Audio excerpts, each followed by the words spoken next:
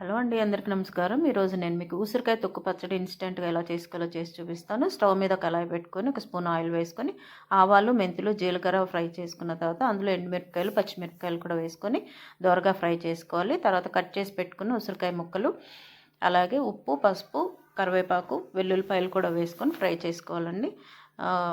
ఈ కొద్దిగా మగ్గిన తర్వాత కొత్తిమీర కూడా వేసుకొని ఫ్రై చేసుకోండి.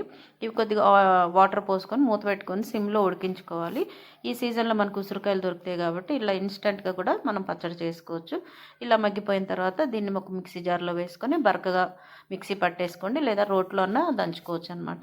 తర్వాత పోపు తయారు చేసుకోవాలి. అదే కళాయి స్టవ్ మీద పెట్టుకొని 4 స్పూన్లు ఆయిల్ వేసుకొని పోపు దినుసులు, ఎండుమిరపకాయలు, వెల్లుల్లిపాయలు, కరివేపాకు వేసుకొని ఫ్రై అయిన తర్వాత మనం మిక్సీ చేసుకున్న ఉసిరికాయ పచ్చడి వేసేసుకొని ఫ్రై చేసుకోవడమేనండి. ఎంతో ఈజీగా ఉంటుంది. మీరు కూడా ట్రై చేయండి. మీకు నచ్చితే ప్లీజ్ లైక్ చేసి షేర్ చేయండి. Thank you for watching.